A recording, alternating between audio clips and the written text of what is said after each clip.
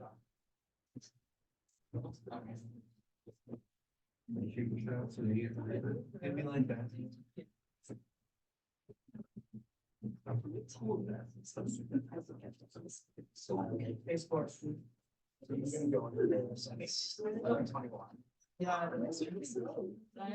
right, good morning.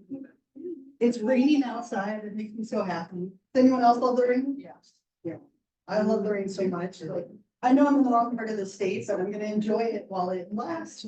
It's supposed to rain for like a good chunk of the day, so yeah, right? And then it's gonna get sunny and I'll be sad, right? There's something called seasonal affective disorder where people get really sad when it's like rainy. I always feel like I'm the opposite. I'm gonna pass this around and instead of taking attendance from here on out, it's just a sign-in sheet. So it's not worth any points. Please do make sure that you sign in each day. If your name on here isn't what you want it to be, go ahead and write on here and then I will adjust it for next week. But hopefully it'll make its way around and then you can either leave it on that desk or put it on mine up here.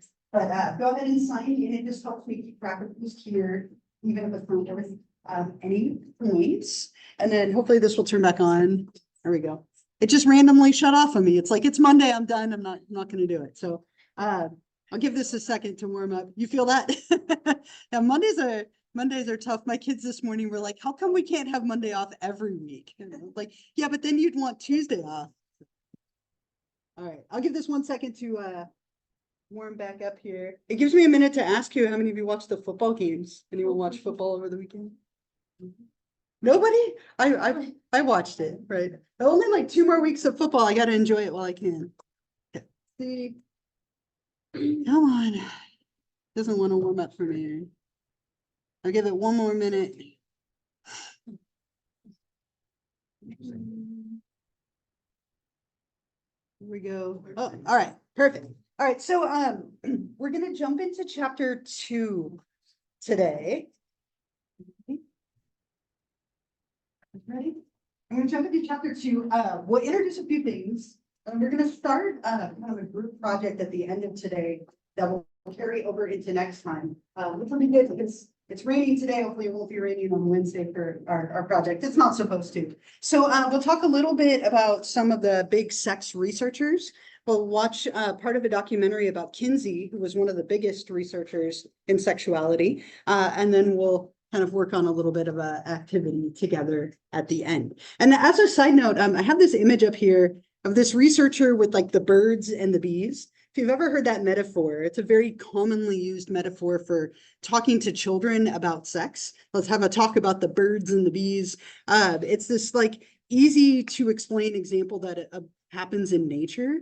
So bees carry and deposit pollen into flowers, which is like a metaphor for male fertilization. Birds lay eggs, which is kind of like the female ovulation and relationship there. If you've ever wondered where birds and bees and the relationship where that came from. But what we'll focus mainly on today, after we introduce this, is the researchers. So there are a few things in the book that I'm not going to cover that I might ask you to read on your own and ask you about on the exam. But one of the things that the textbook covers quite a bit is this idea of theories, right? And our class, right, is human sexuality. So we're focusing on that as like our framework. Right, Sammy's back. All right. So theories are these sets of assumptions and principles or methods that are going to help us to understand something that we're studying.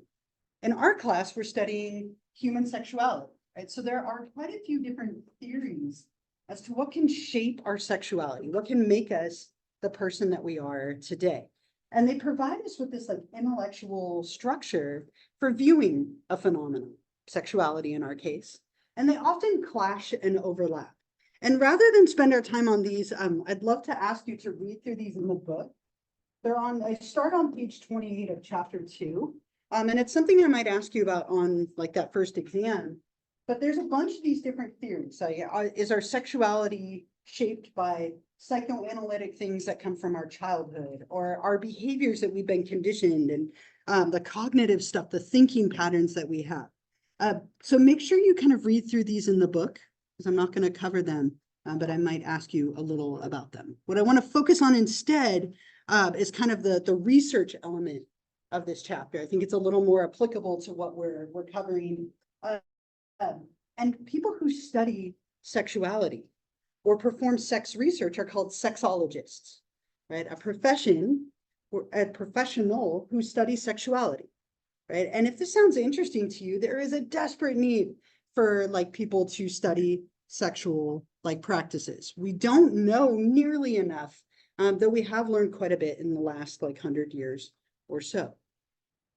If we go back as far as we have like research or like documentation of people studying sex, it really started to take off in like the 19th century, so like the 1800s, but it focused mainly on things that were bizarre, dangerous,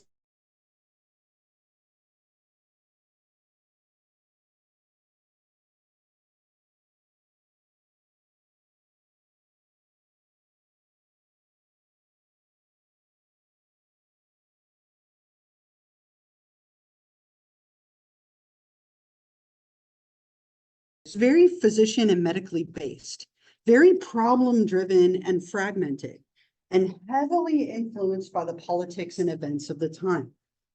Oftentimes people who studied sexuality very early on found themselves shunned by like their communities, found themselves losing their licenses or being thrown into jail for immoral practices. It was something that was kind of frowned upon. So in the early days of studying this, it was very difficult. But we had some very big and influential people who came later in the like 20th century who made a big impact, and we'll get to them in a few minutes. So I want to introduce a couple of people that I won't ask you about. These are some of like the smaller contributors, and then the next slide are the bigger ones. But some of these people up here made some early impacts in the field, and they shaped the people who came after them. Freud, of course, very famous for his ideas about sexuality. Freud's theories were riddled with things like the libido and sexual urges and falling in love with your mother and wanting to kill your father, right? Like the Oedipal complex and the Electra complex. Freud put a lot of ideas out there that were very like sexual in nature. And he was very heavily criticized for those ideas and still is, right? But you have to talk about Freud because his ideas shaped everybody who came after. Everyone who followed him took his ideas and then tried to take them in a more like socially acceptable direction. He was the first to talk about the libido and this idea of like a sexual urge within us that could shape our behavior. So he holds a special spot in psychology, despite his issues. Havelock Ellis, or I'm sorry, Ewan Block, Magnus Hirschfeld, Havelock Ellis. There's a bunch of other like smaller contributors. Havelock Ellis down here at the bottom wrote studies of the psychology of sex. It was the first like book written about psychology and sexuality. Incredibly dry and boring to read. I've read some of these books and they're so like, you would think looking at these covers that they'd be super interesting. Unfortunately, they were very medically like driven and kind of like boring and tedious, which is hard to say. Havelock Ellis is another one that contributed early on. He founded the first institute for sexuality, and it got burned down, right? So he founded this institute where people could go and discuss sexuality, and it was vandalized and burned down as a result. Again, being kind of met with a lot of opposition early on. Richard von Krafft-Ebing is the one who wrote some of these books that are up here. He also like had a big like role in he wrote this Psychopathia Sexualis, which was about like medical issues related to sexuality and sexual dysfunction and bizarre sexual behaviors. All of these really like men for the most part, except for Clelia Mosher down here at the bottom. So we have all these people who are kind of founding institutes and journals and writing books, very like kind of small contributors for the most part, but shaping and paving the way for the people who came after them. People like Kinsey, Masters and Johnson, and Evelyn Hooker. Could you ask for a better name as a sex researcher than that? Like maybe not, or maybe you could, I don't know. But these people on this slide are by far the most like influential of the last like 100 years. Kinsey is typically deemed the most influential sex researcher of the 20th century. And I have a little documentary that I want to show you about him. I'm only going to show you about 25 minutes or so of it, but he was a really fascinating guy who wasn't trained in sexuality at all, right? He actually studied bugs for a living, right? He was an entomologist, and he found so much variety, and he started to translate that to sexuality. And what I love about the video I'm going to show you about him is it also brings in the time. And I mentioned this last time, you had to be married to take his human sexuality class. People faked marriages and moved up marriages so they could take his class that he was offering. First of its kind. No one taught about human sexuality in colleges prior to him. So very controversial, but it led him into a lot of his research, which was instrumental in some of the things that we know today. So I'm going to show you part of a film on him, and then we can talk about the other folks. You don't need to take notes or anything. It just tells you about his background and his life and how he became the person that he did. So I'm going to bring that up here. Or not. There we go. That with you just in case you were interested. Let me turn that on. What's your eye? But again, like some really cool stuff out of the time, right? 1930s was when he started teaching these classes, just a completely different frame of mind, right? People passing out and fainting from images that he would put up there that I won't even hesitate to put up in like a week or so when we start getting to anatomy. He lent his car out to students to have sex in, right? Can you imagine borrowing my car and then giving it back to me, right? Two pinkies touching was sex at the time. I mean, people knew so little. And here you have like the most influential researcher on sex of the 20th century who had no idea how to have sex with his wife on his wedding night, right? And it turned out that there were some medical issues interfering with that, but just such a fascinating like difference between then and now and how far we've progressed. And Kinsey, what he did after that was he really embarked on this huge journey of collecting data. And he interviewed thousands and thousands and thousands of people and gathered so much information about like typical sexual behaviors for men and for women. Now, the problem that he ran into is he didn't do the best research. He had a lot of like statistical and psychometric flaws in the way that he conducted his research. And so there are a lot of issues with what he proposed, but he was the first one to really try and gather data on what sexuality looked like in like our country. And the first one to start teaching these courses, which were really non-existent before him. So he plays a really big role in like helping us to get to where we are today. But just know that there were a lot of flaws with his research, which I'll bring up a little bit more when we get to the issues in a slide or two. But any like thoughts or comments or anything about the film, anything like for you yet? So it looks like this. Kinsey. Really challenging name there, right? But it goes on to kind of talk about his research. You can probably find it online. But yeah, really, really interesting guy. I believe we have it at our library as well, if you wanted to watch the rest of it. Yeah. Anything else? Anything else about him or the documentary at all? Masters and Johnson. I asked you about them kind of on that little quiz that I gave you, right? They were sex researchers and they did get married. They were married to each other and later divorced.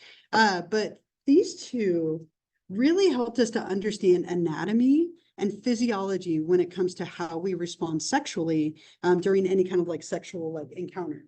They gathered all sorts of volunteers and they would record them having sex. All right, so they would get couples together that volunteered, hook them up to all sorts of instruments and videotape them having sex and note what they recorded. Now we'll talk about issues in sex research more in a minute, but think about like, if you would be willing to volunteer for something like that, would you be willing to answer a questionnaire? Would you be willing to volunteer to be recorded having sex? Like, where's your line of comfort, right? And what kind of people might volunteer versus might not volunteer? And how could that shape our outcome?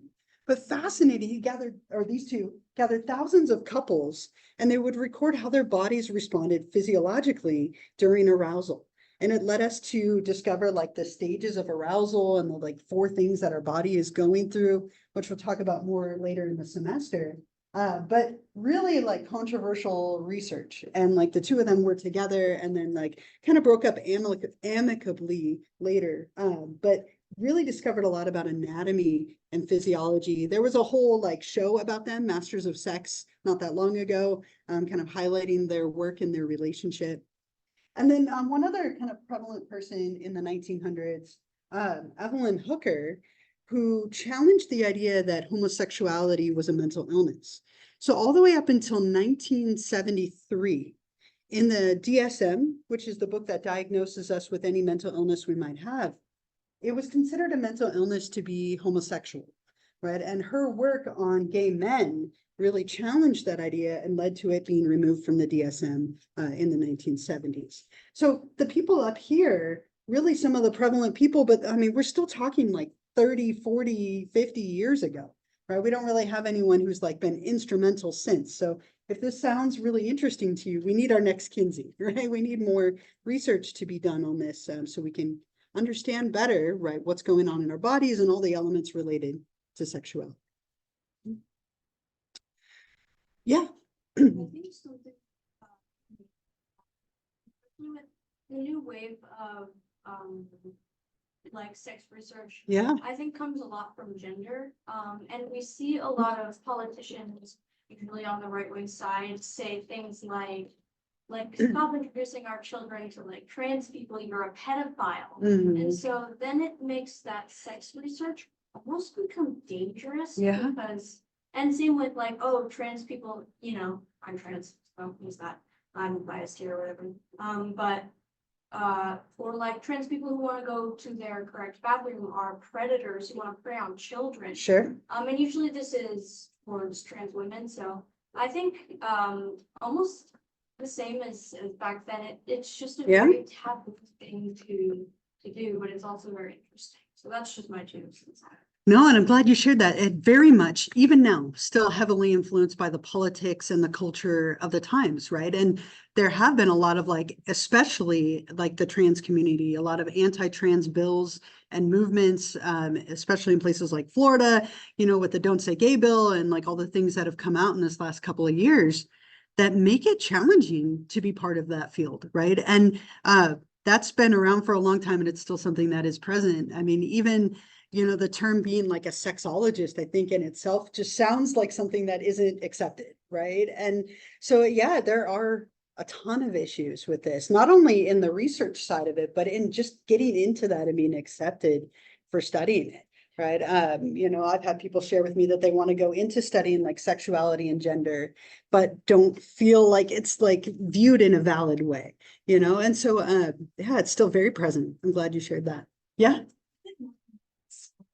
So Yeah. to share information with TV show Sex Education, like for the longest time, I like felt like I couldn't talk about that types of topics and be interested in it. And Yeah. then Sex Ed came out, and I felt like I was able to like tell people that I was interested in that field because for the longest time it was kind of like such a taboo thing. Yeah. It's like for generations taking it as a relevant, you know. Oh, for sure. There's all these like wonderful positive influences on one side, and then the things kind of dragging back on the other, and they're always clashing with each other, right? But the media, I mean, sexuality is so much easier to talk about now than it was 100 years ago, right? Like none of you, well, I'm not going to say none of you, but I would venture to guess that none of you got married to take this class, right? Like, I mean, that's a whole new level of commitment, right? I mean, just the progression of where we are now versus where we were then and what we know, and the media helps so much.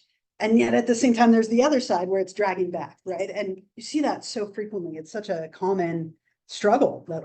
Yeah. On the note of the while I forget how long ago this was that I've watched it, but there's this mini docu-series on Netflix called Sexuality Pleasure. Okay. And it was like almost exclusively about like pleasure from the female perspective. Okay. And interesting. It was a very interesting and informative watch. And if you haven't seen it already, I highly recommend.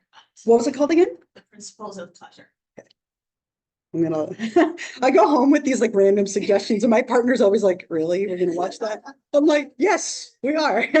So yeah, thank you. I'll have to check it out, right?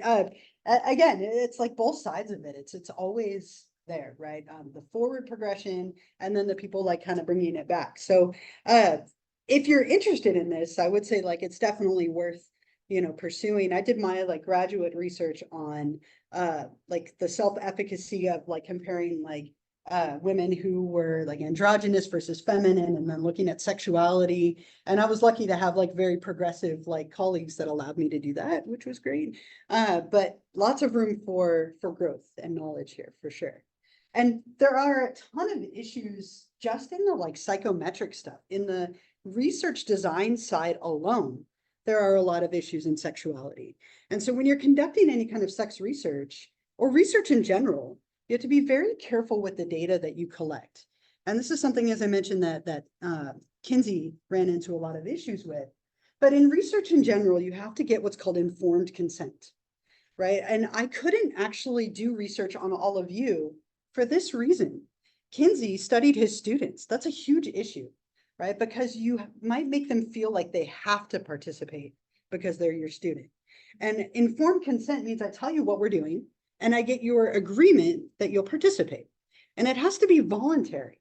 What if you feel like by saying no, I'm going to be mad at you and it might affect your grade, right? And so Kinsey ran into this issue as well, where you really shouldn't use your students in general because it's not maybe the best population. You might feel pressured to be part of that research.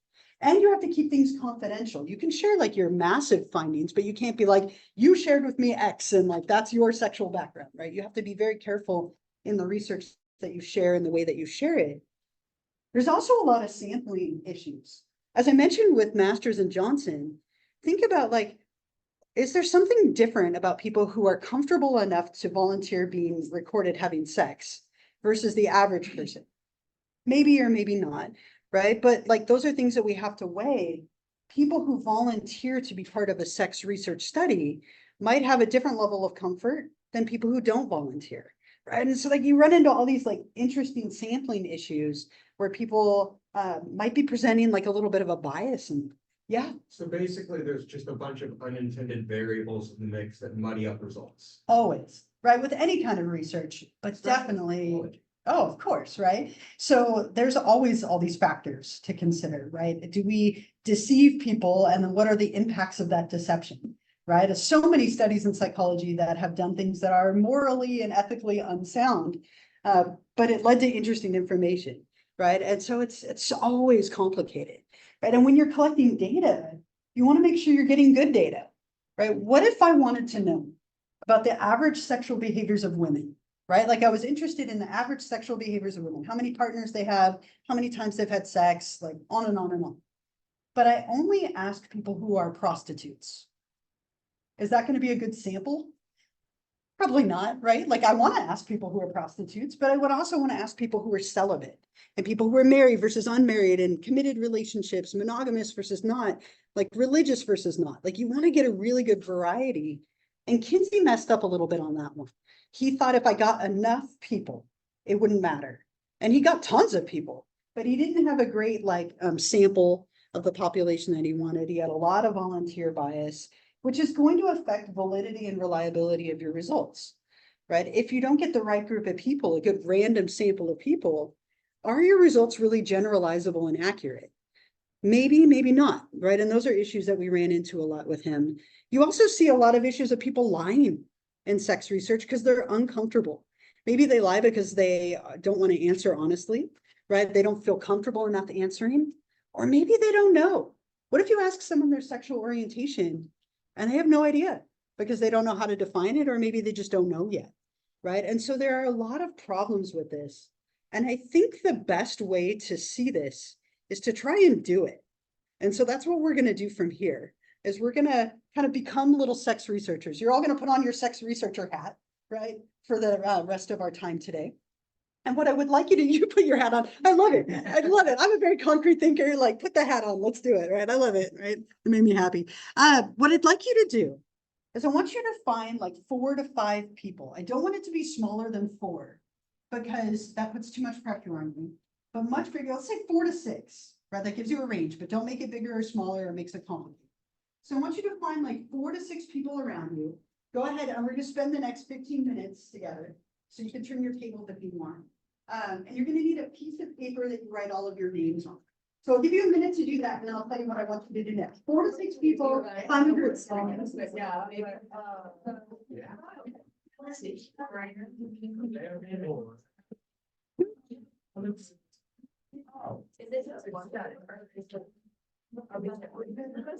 Yeah. Yeah, one paper for your whole group. And then write all.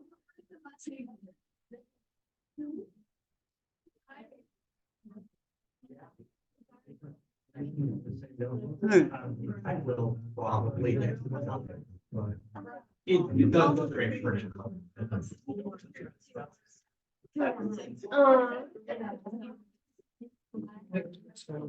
It's about to well. Yeah. It's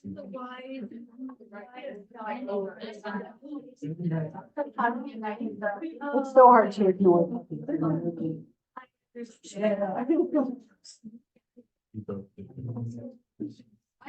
Is everybody?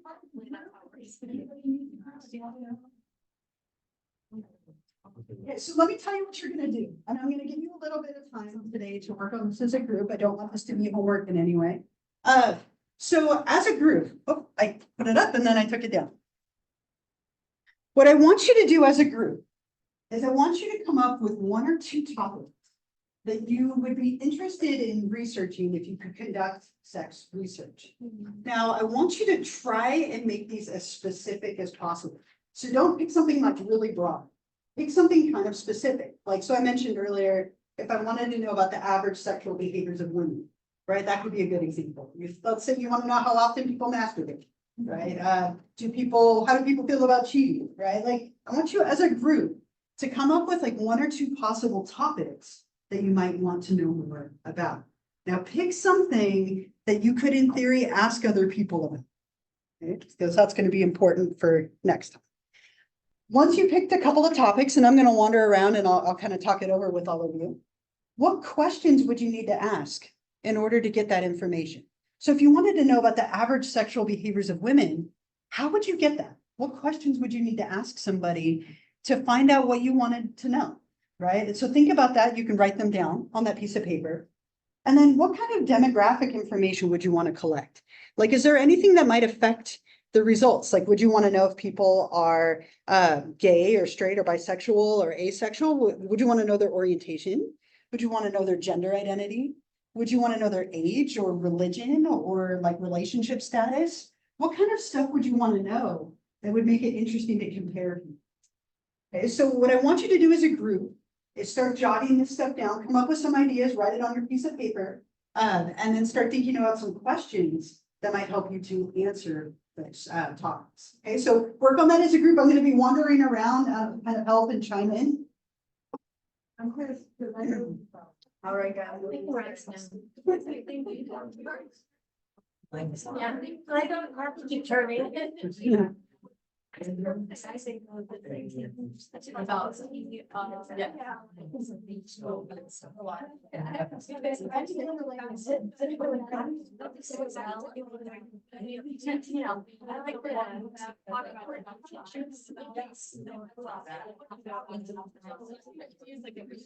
Oh, that's good.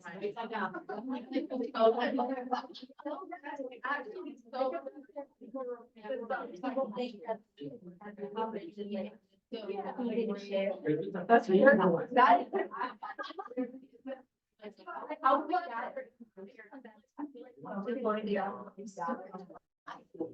Yeah.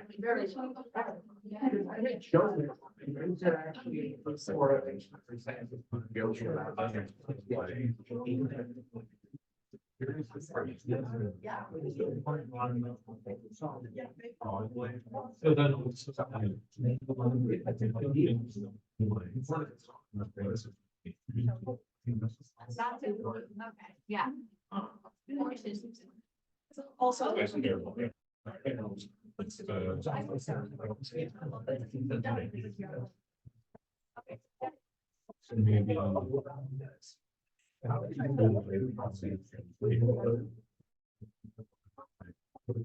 Maybe those things, specific, how many questions. Right, yeah.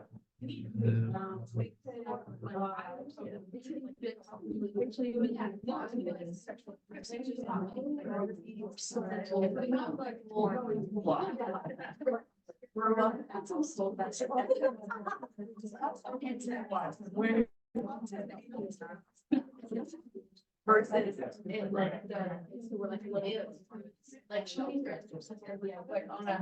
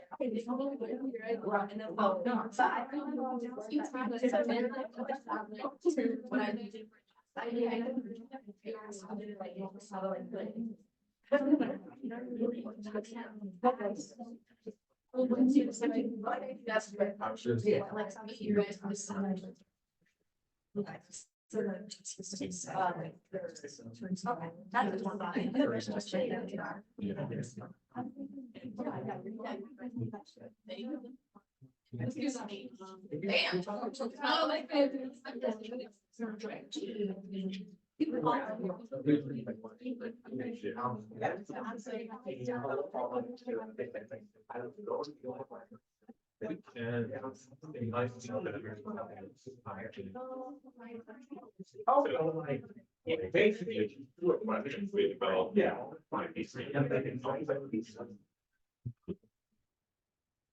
I don't know.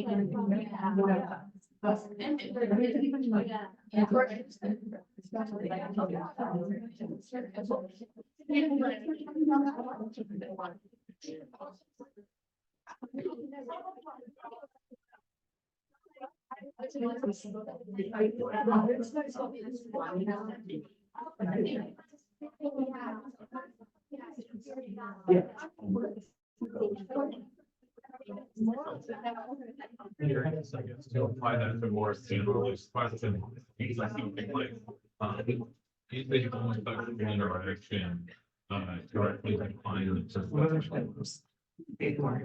that would be the way to generalize. That makes sense. Oh, it's just one.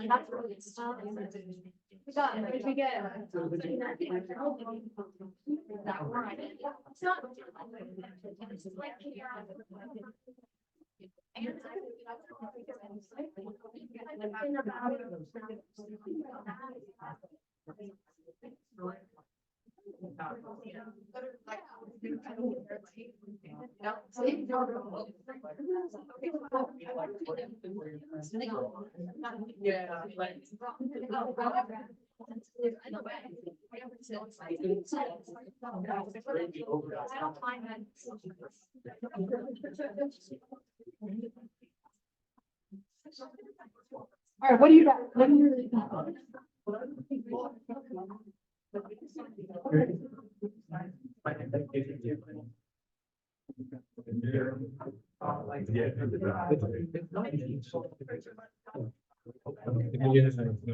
It's a course of a different part of the world. Because sometimes for life, we're in an entire different side and we're contextualizing it differently. Like we're much more, the way we contextualize it is it's sexual experience, the way they contextualize it, it's just male. I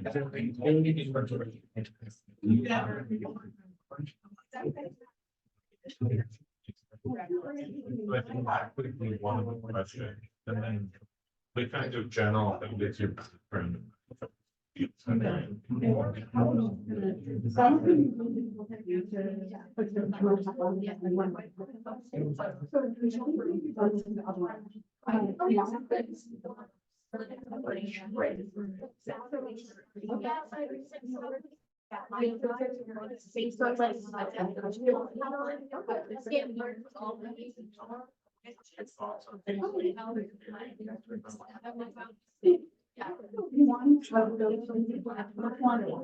Oh, it's doing one. Okay. I want to I'll bring to you by now, so I don't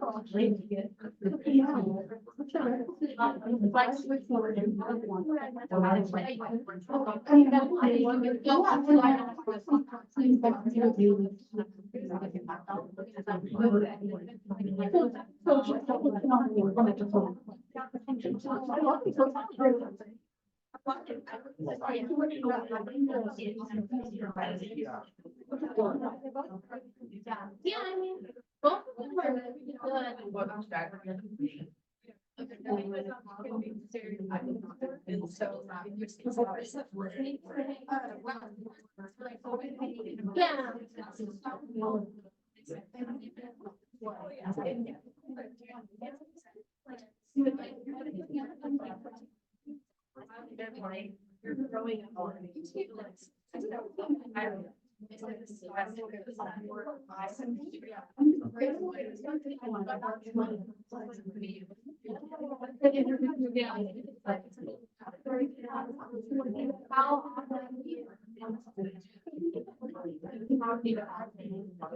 Yeah.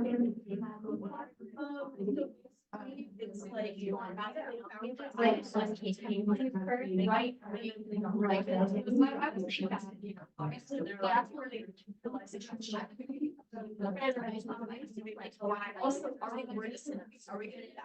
First, I'm going to ask, are you like, are you? So yeah, oh my God.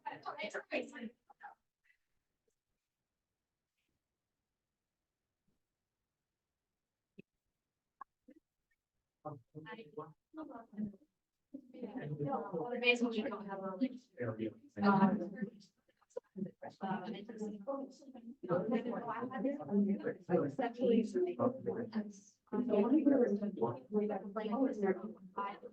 honestly,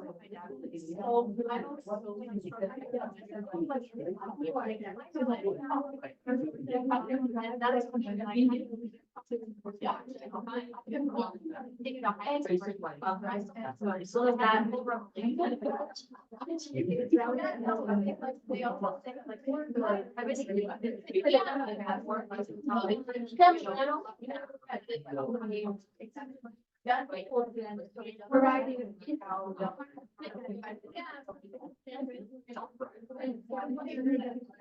that that's what they say.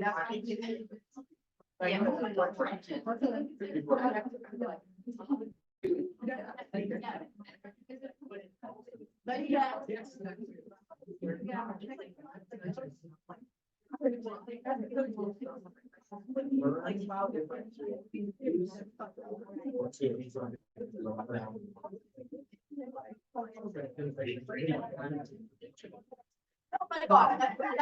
Oh my God, no.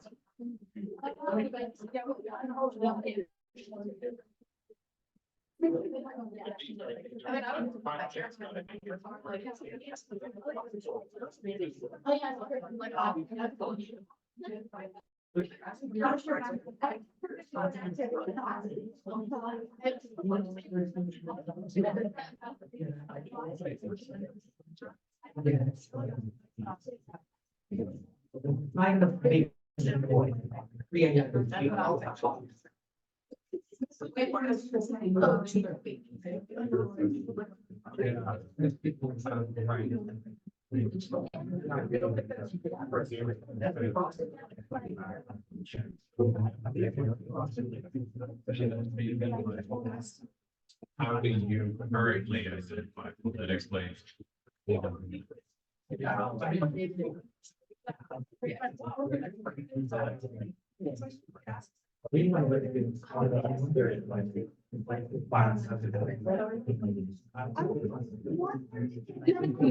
Lots to close, like 1 more minute.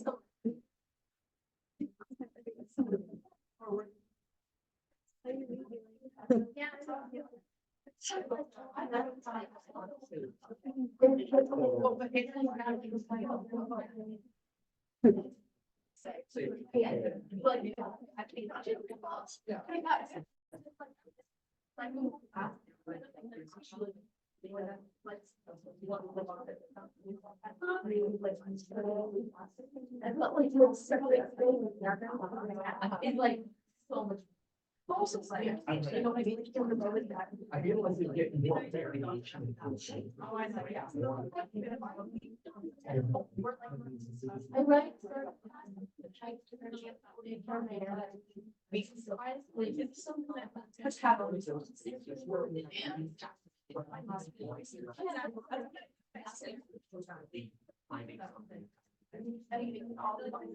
All right, back to research. So I can give you a little more information than our last bit of time. So next class on Wednesday, I'm going to send you out into the world. And you're going to be asking these questions to other Moorpark College students. So. All right. All right, give me a minute. So what I'll do, I love your reaction, it makes me so happy.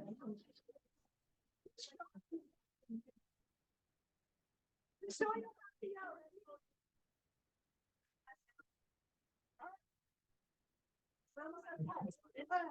So next class, I'm gonna have you get back. And I'm gonna have you just kind of make sure everything is in place. We'll go over some ground rules. And then I'm literally gonna send you out for like 25-30 minutes to try and gather some data. Now, if that terrifies you, good, right? A little bit good. But I want to give you the reassurance that I have you in bigger groups for a reason. So if you're not comfortable asking these questions of someone else, you can kind of hang back and observe, which is really interesting as well.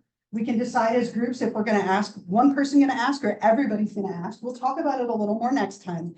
What I'd like you to do between now and then, hold on to that piece of paper, bring it with you, but be thinking in the back of your mind, just think about it. You don't have to write anything down. Is there anything else that you would want to ask? Anything else you need to define? Anything you would need to clarify? Just think about it. And I'll give you some time in our group's next class before we go out and actually do this. I've done this many times. It usually goes quite well, just to reassure you. So I will see you on Wednesday. Have a wonderful. I'll see you Wednesday.